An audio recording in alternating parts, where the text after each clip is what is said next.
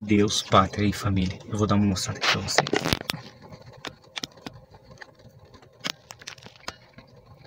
Deus, pátria e família. Fui abastecer meu carro agora num posto de gasolina. Vou até desligar um pouquinho o carro aqui. E o frentista do posto só faltou me esculhambar, só faltou bater em mim, porque eu tô com uma camiseta escrita Deus, pátria e família. Vocês têm noção do que é isso? Falando que agora o fascismo acabou, que agora não sei o que, e começou a falar um monte, e eu falei pra ele, tá escrito o que na minha camiseta? Deus, pátria e família. Não tem nada demais. Eu votei no Bolsonaro, lá na primeira eleição, votei no Bolsonaro na segunda eleição, ele perdeu. Eu comecei a ver uma série de coisas que eu não concordo e eu parei de assistir política. Eu parei de assistir política no dia que o Flávio Dino passou ali pela sabatina do Senado e ganhou para ser um ministro do STF. Ali eu desanimei totalmente da política do país. Mas então vou fazer um breve resumo de quando eu conheci a direita, de quando eu comecei a me tornar um ativista político, talvez seja essa palavra. Eu conheci o Bolsonaro lá em 2018. Me mostraram um vídeo dele. E nesse vídeo, ele é um vídeo até famoso da época, ele falava alguma coisa do tipo: o preso quer vida boa, é só não matar, é só não estuprar, é só não roubar que ele não vai pra cadeia. Ele quer vida boa, segue o caminho certo que vai ter vida boa. E aquilo ali mexeu comigo. Tinha outros temas abordados no vídeo, era um vídeo de 3, 4 minutos. E eu disse: nossa, cara, é isso aí, é só não fazer nada de errado. Ele quer saidinha, é só não ir pra lá que vai, sabe? Então, tipo, cara, eu pensei, é isso, tudo isso. Ele pegava uma política conservadora que eu me identifiquei com ela. Então, assim, ó, eu me senti representado por alguém. E esse alguém era o Bolsonaro. Até então eu não tinha visto um político. Depois eu fui descobrir que existiu o Enéas, que compactuava mais ou menos ali da mesma filosofia, sei lá, da mesma direção que o Bolsonaro. Mas dizem até que o Enéas estava muito na frente da época dele. Mas enfim, voltando ao assunto, eu me senti um patriota. Eu comprei bandeira, eu comprei camiseta do Bolsonaro, não era do Bolsonaro, eu comprei uma camiseta escrita Meu Partido é o Brasil, aquela verde com amarelo. Eu nunca tinha usado camiseta amarela na minha vida, e eu usei na campanha. Eu comprei camiseta para meu pai, eu comprei uma camiseta para minha filha. Eu me empolguei com a política, eu fiz política. Eu comecei a ver coisas que me empolgavam, sabe? Tipo, atitudes dele, as falas dele, as conversas. Claro que ele falava de uma forma ácida. Eu preferia que ele fosse um pouco mais cadenciado. Mas, enfim, era o jeito dele, né? O Lula, eu tinha votado no Lula na primeira eleição dele. Eu votei na reeleição dele, tá? Eu votei na Dilma porque ele pediu. Olha como de certa forma eu ferrei com o país. Eu só não votei na quarta. Na quarta eleição dele, eu não votei nela, no caso, que ele, né? Eu vi o país muito mal e eu votei, olha em quem? Votei naquele cara que foi em segundo, acho que foi foi o Aécio Neves. Mas no final descobriram um monte de coisa dele também. Então, o Lula que eu tinha votado, naquela época de 2018, ele estava sendo preso por corrupção. Me doía os olhos ver aqueles empresários entregando planilhas e esquemas de desvio de dinheiro. Planilhas com codinome de vários deputados, planilhas, os valores que entregavam para o Lula. O Palocci detalhou como funcionava todo o esquema. Gente, era tanta prova, tanta coisa contra ele, que eu pensei, esse cara nunca mais sai da cadeia. E esse cara vai levar todo mundo com ele. Todas as pessoas que estavam envolvidas. Devolveram milhões para Lava Jato, milhões. Era tanto dinheiro que não dá nem para mencionar. A gente não consegue ter uma ideia de quanto dinheiro é. E eles devolveram porque foram corruptos. Foi aí que eu comecei a entender por que os políticos nunca largam. Porque era estranho, né? Tipo, por que o político tá sempre ali querendo mais, querendo mais, querendo mais? Por que eles não largam a política, não vão ser empresários, não ser outras coisas? Porque ali o dinheiro jorra. E eu achava, sinceramente, na minha inocência, que era por salário. Mas não era por salário. E não é por poder. É por dinheiro, porque eles conseguem desviar. Eles roubavam tanto, mas a gente nunca descobriu, porque o país ele é muito grande, ele não quebra. Só que o Lula, ele levou esse roubo a outro patamar. Ele conseguiu roubar tanto, chegou a quase quebrar, se não quebrou a Petrobras naquela época. Então assim, ó, era outra dimensão, era outro universo, era outra história. Então com o Lula ali sendo preso por corrupção, se tornando inelegível, botaram o Haddad no lugar dele, o Haddad ia visitar ele na cadeia para ele ficar dando dica. E isso fez com que Bolsonaro subisse e o Lula caísse. O Lula, enfim, o PT, a esquerda. E nisso surgiu a onda bolsonarista. E daí tu via todo mundo com a camisa do Bolsonaro, tu via todo mundo fazendo o negócio da arminha. Não que a arminha fosse... Eu nunca usei arma. Eu nunca tive uma arma. Eu nunca tive porte, nunca tive posse, nunca... Nenhum estilingue eu tive na minha vida. E não concordo em a pessoa andar na rua armada. Mas dentro da sua casa, eu, por mais que eu não tenha, eu concordo. Então são pautas que eu acabo concordando. E tem pautas também que eu não concordo. Mas enfim. Qualquer pessoa, naquela época, que fosse uma pessoa um pouco mais influente na política, que botasse uma camiseta do Bolsonaro ou batesse uma fotinha abraçado com ele, ganhava as eleições. Só que eles ganharam a eleição não porque eram bolsonaristas ou porque eram de direita, e sim porque queriam estar lá. Ali a Joyce Heissman, que falou que era o... Lembram? Era o Bolsonaro de saia. O João Dória, que era o Bolso Dória, né? Bolso Dória. Tinha... Quem mais? O Frota. O próprio nosso governador de Santa Catarina, o Moisés. Eu nem sabia que era o Moisés. Por que eu votei no Moisés? Porque ele disse que ele era bolsonarista. E ele nos traiu. Quem mais? O Itzel, lembra do Itzel do Rio de Janeiro? Acho que foi até caçado naquela época. Então, o Itzel e tantos outros políticos que entraram dizendo que eram bolsonaristas. E quando ganharam, viraram as costas pro governo. Quando o Bolsonaro venceu, eu achei que as coisas iam ficar muito bem. E no começo até ficaram. A gente viu ali um discurso legal, vimos a nossa primeira-dama muito elegante, sabendo conversar, fazendo ações interessantes. Mas nós vimos uma direita muito desorganizada, com pessoas traindo o governo, como eu mencionei antes, né? E vimos até influenciadores, pessoas que achavam que eram de direita, mas que às vezes não concordavam com uma coisa que ele falava. E já viravam as costas como se ele fosse o pior ser humano do mundo. E assim, ó, eles ajudaram a enfraquecer a direita. Essa desorganização e essa dispersão de pessoas. Daí se diziam que eram de centro, que eram de extrema de direita ou de direita. Gente, vocês fortaleceram e derrubaram a direita. Vocês ajudaram a esquerda, ponto final. Teve canais que eu super me identifiquei com eles. Eu lembro que eu conheci o canal da Bárbara do Titolizei. Eu acho que ela não tinha 1000 inscritos quando assisti o primeiro vídeo dela. Tá? Os vídeos dela davam 30, 15 mil visualizações, sabe? Tipo, vídeos que ela tinha postado já antigos dava isso. E eu disse, cara, essa mulher é muito foda. Essa mulher manja muito. Ela sabe conversar sobre política. E eu mostrava esse canal pra todo mundo. Todo mundo. Eu ficava encantado com o jeito que ela falava sobre política. E isso era uma coisa que eu gostava muito nela. Ela falava com um certo humor, ela descomplicava a política. Conheci o Terça Livre. Eu lembro de uma live dele que ele tava fazendo, que ele fazia, acho que se não me engano, todas as manhãs. E foi a Polícia Federal na casa dele, levou os computadores, levou tudo, ele começou a gravar do celular dele. E eu tava assistindo essa live. Vi lives dele com o Eduardo Bolsonaro mandando dinheiro na live, no chat, super chat, né? Super chat, mandando.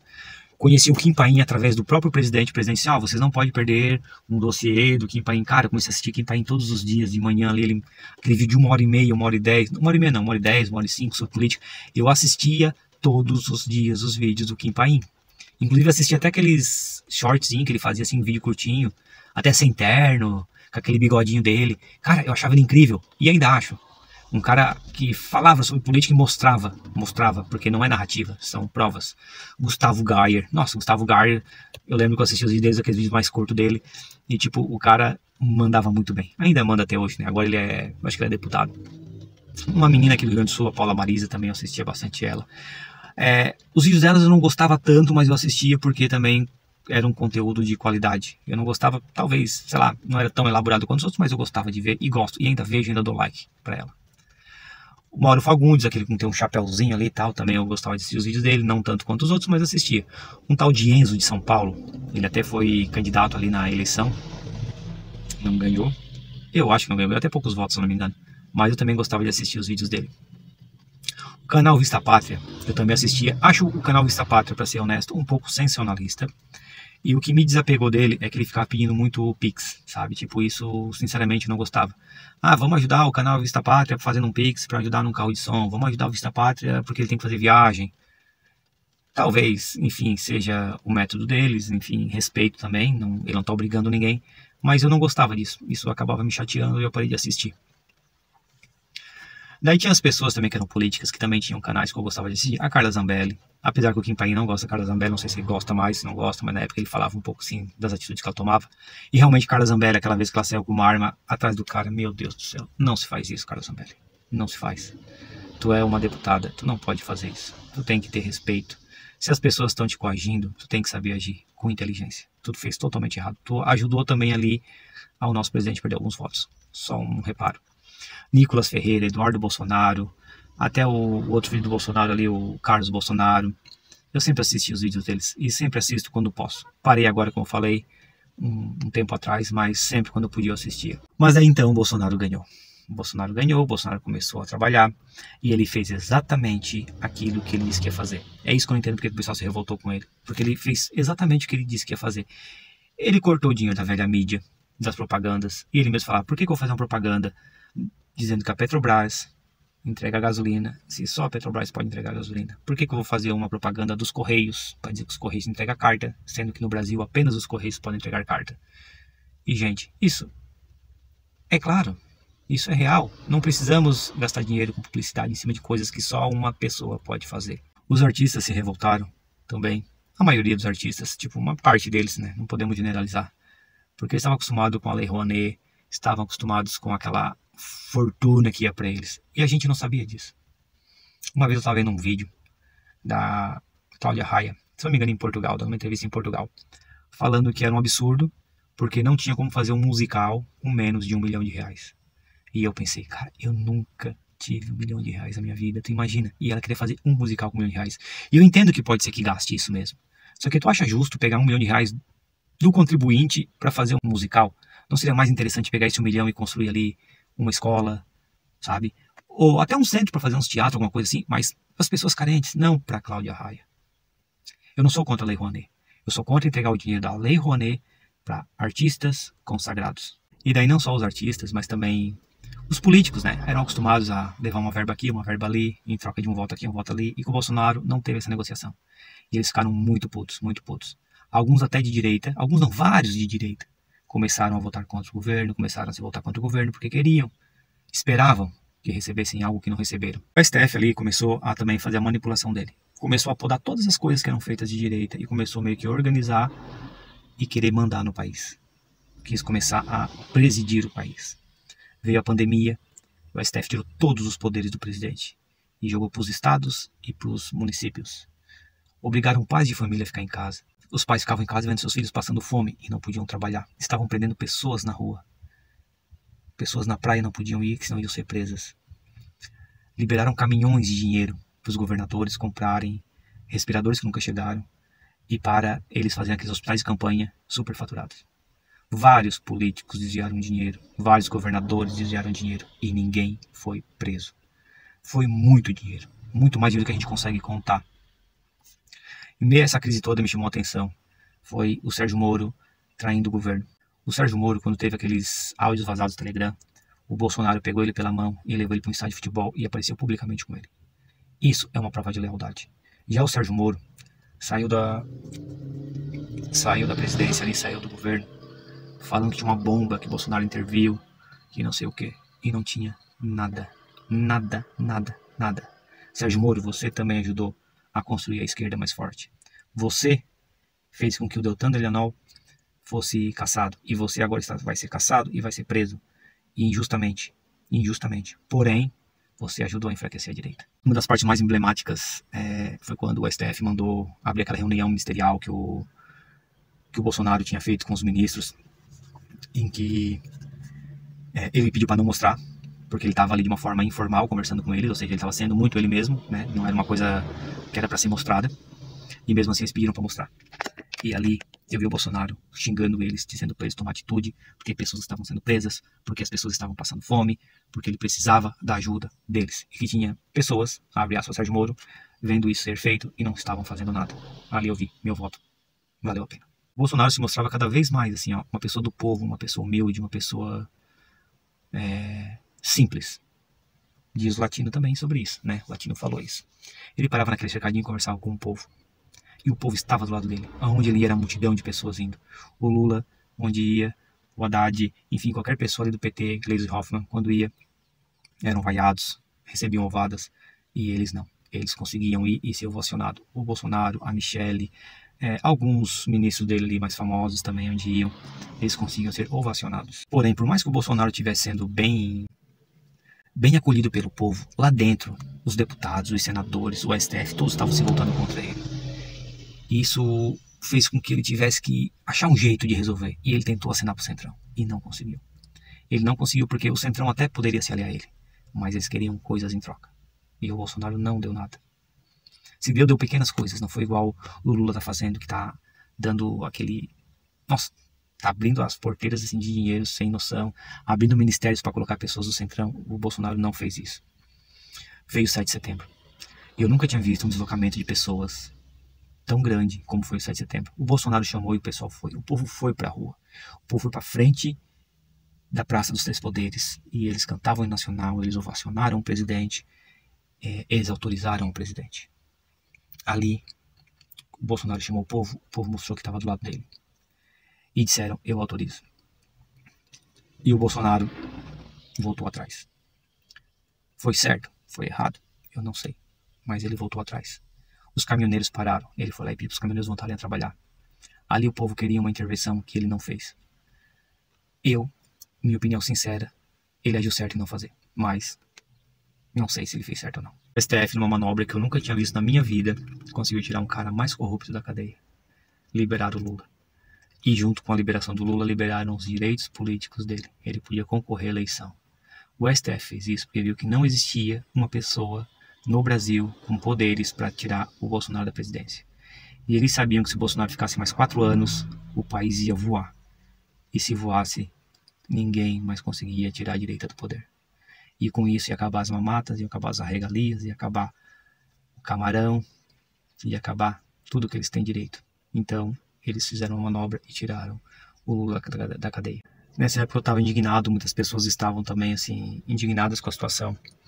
Eu lembro um fato curioso, eu estava num grupo de apoio ao Enzo, o Enzo era deputado, e eu nem sou de São Paulo, sou de Santa Catarina, mas eu estava naquele grupo, eu gostava do Enzo, e o Bolsonaro tinha entoado ali naquela manifestação, do lado da Michelle Bolsonaro, ele tinha entoado ali imbrochável, imbrochável, imbrochável.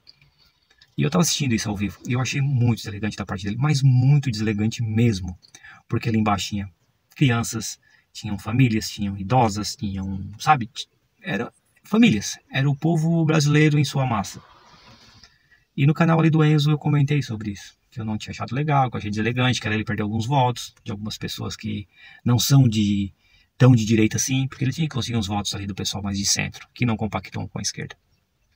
Eu fui chamado de Lula, de infiltrado, de faz o L, fui chamado de traidor, me excluíram do grupo, me bloquearam, vieram pessoas me chamar no privado, me xingando, dizendo que iam me matar, que iam me achar.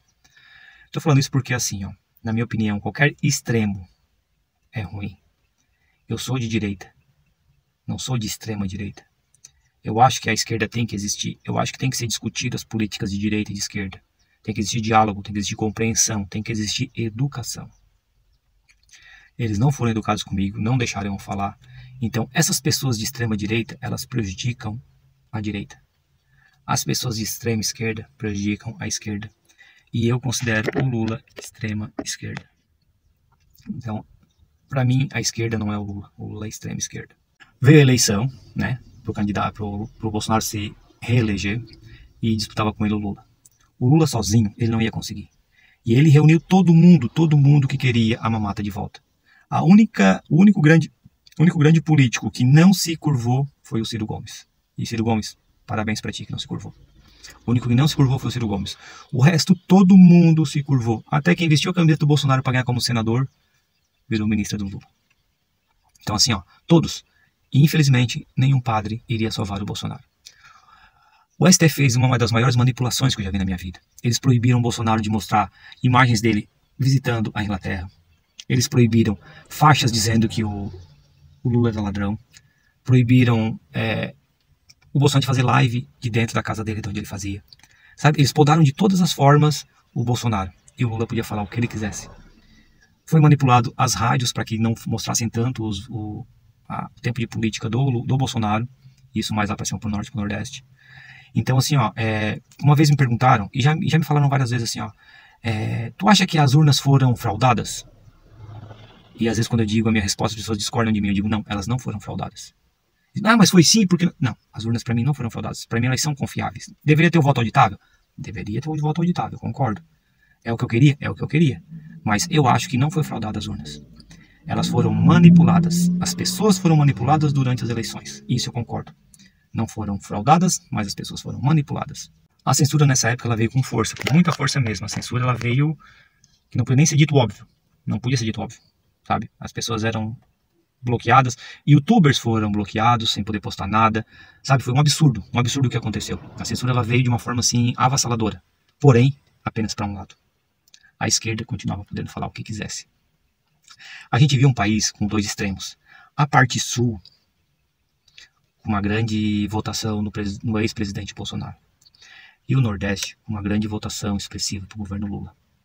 Eu acredito que um dos principais erros da direita foi não ter feito uma super tarefa lá em cima no Nordeste, mostrando que as coisas podiam ser construídas de outra forma. Aqui na região sul, em Criciúma, onde eu moro, eu tenho contato com muitos nordestinos. Eles vêm para cá e ficam maravilhados com os salários que eles recebem aqui, com a quantidade de empregos que aqui é disponível. E eu sempre comento com eles, por que lá não funciona? Eles falam, lá tu tem que ser amigo de político, lá a maioria recebe Bolsa Família, que não recebe Bolsa Família tem que trabalhar na prefeitura ou tem que ser amigo de algum político. É por isso que o PT não sai do poder lá. É por isso que a esquerda sempre ganha lá. Porque eles têm medo. Então era para nós ter feito alguma coisa a respeito disso. Era para nós ter trabalhado lá em cima e não foi trabalhado. Com toda essa manipulação, o Lula ganhou as eleições. E com o Lula veio o dobro de ministérios, porque ele tinha que realocar todo mundo que apoiou ele. As pessoas não apoiaram ele porque queriam que ele ganhasse. Não apoiaram ele porque gostavam dele. Eles apoiaram ele para voltar para a cena do crime porque eles sabiam que teriam uma fatia do bolo. Cada um deles foi realocado em um ministério, em um cargo, em uma presidência de alguma coisa. A Lei Rouanet, os artistas que estavam tão preocupados com a Amazônia, que hoje estão silenciados, a Lei Rouanet liberou, nossa, muito mais do que era antes. Mais até do que na época do Lula, mais do que na época da Dilma. Então assim, ó, eles estão super satisfeitos. Os artistas não lutaram pela Amazônia, não lutaram por você, brasileiro. Lutaram para eles, que agora eles conseguem. Eles aumentaram o teto deles. Eles estão super satisfeitos. Pessoas que eu tinha como ídolo, como pessoas que eu gostava, igual Nando Reis. Que decepção. Cara, tu me decepcionou demais, cara. Tu não tem noção do que tu fez comigo. Eu adorava te ouvir, eu adorava quando tu conversava um pouquinho entre uma música e outra, até tu se meter na política, cara. Até tu chamar o Bolsonaro de fascista. Me prova que ele é fascista. Mas me prova, porque não existe, cara, são só narrativas. E agora tu tens o que tu queria, que é as verbas para a Lei Rouanet, que tu não precisa, que a Cláudia Raia não precisa, que outros artistas não precisam. E sim aquele pequeno artista. Isso é uma vergonha para vocês. Você está dependendo disso. É uma vergonha. Hoje a gente vê um governo, um presidente, que gasta o que não tem, que está saqueando o país, que está viajando com uma comitiva enorme, o país desabando e ele ostentando. Nós vemos deputados, senadores, votando tudo que o governo quer e enchendo o bolso de dinheiro. É o que a gente está vendo. Vimos também, e não posso deixar de falar nisso, uns patriotas de uma forma totalmente errada invadirem os três poderes. Lembrando que não tinha nenhum do STF lá dentro. Eles não tinham como tomar o poder. Eles entraram e não significa nada. Eles não conseguiriam comandar nada lá de dentro. Eles invadiram porque foram idiotas, porque foram burros. Eles cometeram um crime. Não se pode invadir um setor assim. Eles deveriam ser presos por invasão de propriedade, por vandalismo, mas não por terrorismo. Eles não fizeram nada de terrorismo. Eles invadiram, foram errados, devem ser punidos. Mas um julgamento justo. Imagina se eles tivessem a mesma energia para fazer isso com o pessoal do MST, que invade terras. Né? Eles são mais terroristas, eles pregam mais o terror numa fazenda do que esse pessoal com a camiseta do Brasil, com bandeiras do Brasil, que a hora que a polícia chegou e disse, pessoal, vamos sair pacificamente, todo mundo se alinhou e saiu. Eles não podem ser considerados terroristas. Eles não são terroristas. Desculpa, mas eles não são. E é por isso que eu desisti um pouco da política. Eu quero um tempo para mim, eu precisava respirar. Porque eu vi um país eleger um cara corrupto, ele começar a perseguir as pessoas que prenderam ele, e as pessoas realmente serem punidas. Eu vi um cara que não cometeu crime nenhum como Bolsonaro se tornar inelegível. E o Lula, que foi um ladrão, que é um ladrão, que roubou o país, ser um cara elegível para presidente. Olha que loucura. Daí vocês vão falar, mas e as joias do presidente? Ah, mas não sei o que. Pessoal, vocês acham, vamos ser bem sinceros, se eles achassem, olha como estão perseguindo o Bolsonaro. Até o Cid ali, deram tudo que podia pro Cid para ele poder entregar o homem. E o Cid disse que ia entregar e não tem nada. Não tem nada. Então acho que se eles achassem uma moeda no bolso do Bolsonaro, que não fosse dele, ele já não estaria preso. Eles estão procurando, estão revirando tudo e não acham nada. Nada. Porque se eles achassem, já teriam prendido. Eles não querem acabar com o bolsonarismo. Eles mesmos falaram, nós derrotamos o bolsonarismo. Tu acha que se eles achassem qualquer coisinha que seja, o homem não estaria preso? Estaria preso. Quero deixar claro que eu não sou bolsonarista. Eu apoiei sim o presidente. Eu acredito que hoje a pessoa mais influente na política de direita é o Bolsonaro. Então, automaticamente, quem de direita acaba sim falando muito mais dele. E eu quero começar, a partir de agora, a ajudar os nossos políticos. Aqueles políticos realmente que são de direita, que são conservadores e que estão ajudando o país. São poucos, não são muitos, mas eles estão ativos na política. E eu quero começar, a partir de agora, a tentar ajudá-los de alguma forma. Mesmo que seja um trabalho pequeno, mesmo que seja um trabalho difícil, mas eu vou tentar aqui aos poucos ir ajudando eles. Então eu quero tentar me dedicar a apoiar essas pessoas que estão ali lutando pela gente. Pessoas como Gustavo Gaia, como a Bia Kicis, Carla Zambelli, o nosso astronauta, a Damares, Júlia Zanata. Quem mais, gente? Tem tanta gente boa ali que merece nosso apoio. O Gustavo Gaia, o Marcon, o Zema. Gosto muito do Zema. O Ratinho Júnior. Então assim, ó, vamos. O prefeito de Criciúma e de Sara também, que são pessoas que parecem, são pessoas bem prósperas, assim, pessoas do bem, pessoas de direita. Salvo se eu estiver errado. Mas o Salvador tenho certeza que é. A de Sara eu não lembro se... Mas eu gosto da forma como ela tá dirigindo. Enfim, tá ali na frente da cidade, gosto da forma como ela tá agindo. Enfim, vou tentar ajudar essas pessoas, vou tentar dar o meu melhor. E eu espero que as pessoas comecem a fazer isso, comecem a se interessar mais por política. Porque as pessoas que votaram no Lula, uma coisa assim, ó, pra finalizar, que eu escuto muito, as pessoas dizerem, mas onde o Bolsonaro vai tem uma multidão, onde o Lula vai, não vai ninguém. Por que isso? Isso prova que as urnas foram fraudadas? Não. Isso prova que quem votou no Lula não é interessado por política. Quem votou no Bolsonaro é um ativista político. Então assim, ó, o que acontece? As pessoas que votaram no Lula não estão nem aí se estão roubando, eles não estão nem acompanhando isso. Não estão vendo que o Lula está gastando mais do que ganha, não estão vendo que o Lula está dizendo uma grana fodida para os caras que... pros deputados votarem as pautas que ele quer. Eles não estão percebendo, eles não estão acompanhando isso, eles não sabem disso. Infelizmente, esse pessoal que não acompanha política é a maioria. E é onde eles acabam ganhando, porque eles pregam uma narrativa, a grande mídia espalha essa narrativa. Por quê? Porque eles agora estão ganhando dinheiro com a propaganda do governo e eles acabam votando em narrativas. Então, gente, precisamos nos unir de volta, precisamos nos reagrupar e nos fortalecer. Peço desculpas por ter me afastado, por não ter mais comentado sobre política, mas eu vou voltar a fazer esse trabalho. Mesmo que seja pequeno, mesmo que seja boca a boca, como eu sempre fiz aqui com as pessoas que eu conheço, mas eu vou voltar a fazer. Obrigado e até mais.